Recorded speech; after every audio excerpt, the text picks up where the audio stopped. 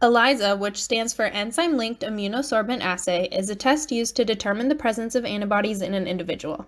If an individual has been infected with something foreign to the body, like a virus, bacteria, or a parasite which contains antigens, the body will make antibodies against that specific antigen, and an ELISA test can be used to detect these antibodies. So for example, with the current coronavirus or SARS-CoV-2 pandemic, an individual who has been infected mounts an immune response and produces antibodies specific to SARS-CoV-2 for about 2 weeks, during which time they could be tested with an ELISA.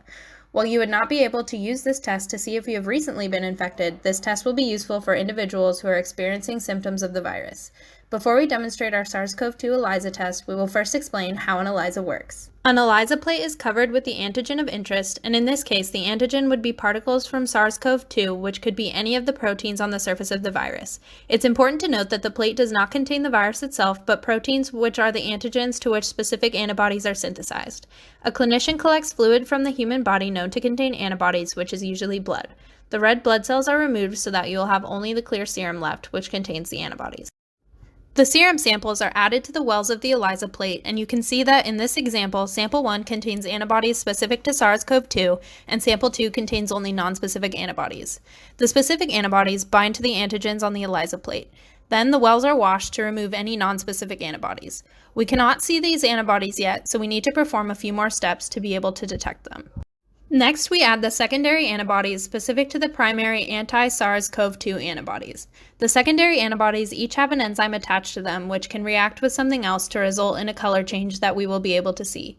After 5 minutes, the secondary antibodies are bound to the primary antibodies, and we wash the wells again to remove any unbound secondary antibodies. You can see that there are no secondary antibodies in the well containing sample 2 because there were no anti-SARS-CoV-2 antibodies for them to bind to. Lastly, we add the substrate, which binds to the enzymes on the secondary antibodies. The enzyme and substrate undergo a reaction in which the enzyme converts the substrate into a visible colored product. Now we can see with our eyes which sample contained the antibodies specific to SARS-CoV-2, and we know that sample 1 tests positive for SARS-CoV-2 and sample 2 tests negative for the virus. Now we'll show you what an ELISA test actually looks like in the lab. ELISA plates usually have 96 wells like this one, but we're going to do our test in a partial ELISA plate with fewer wells since we don't need that many.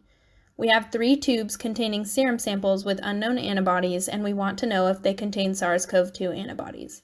We also have a positive control solution which contains SARS-CoV-2 antibodies, a negative control solution which contains no antibodies, secondary antibodies, and a color reagent, which acts as the substrate which reacts with the enzymes on the secondary antibodies to produce that visible color change. We are going to add the positive and negative controls as well as the 3 samples, each to 3 wells of the ELISA plate. This is called performing the ELISA in triplicate to make sure our results are accurate. You can see that we skip a row of wells between the positive control, negative control, and the samples to prevent cross-contamination and make it easier to see what we're doing. We add 2 to 3 drops of each solution to the wells to make sure that the bottom of the well is coated with solution. When the samples and controls have all been added, we incubate them for 5 minutes to give the SARS-CoV-2 antibodies time to bind to the antigens on the ELISA plate. After 5 minutes of incubation, we will wash the wells with ELISA wash solution, which is a mild soap and low concentration salt solution. This gets rid of any nonspecific antibodies in the wells, leaving the SARS-CoV-2 antibodies bound to the antigens on the ELISA plate. Make sure you empty the wells into the sink, tipping the plate in the direction of the same solutions so that the different solutions do not mix with each other.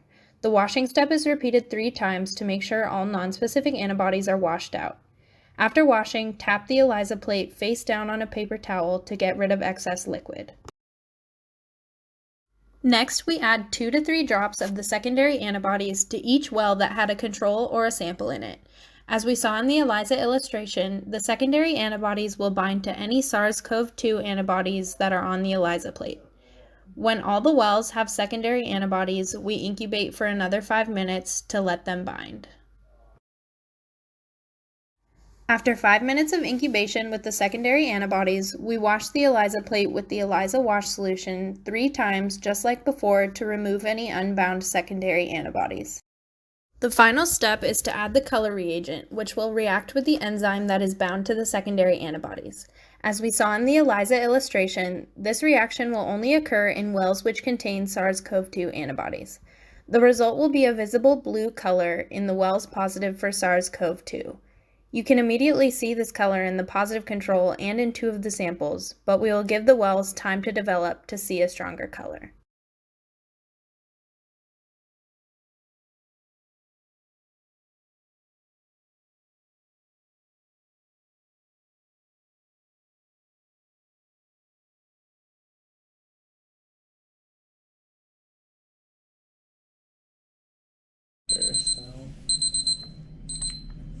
After a few minutes, it's easy to see that the positive control, sample 2, and sample 3 test positive for SARS-CoV-2, while the negative control and sample 1 are negative.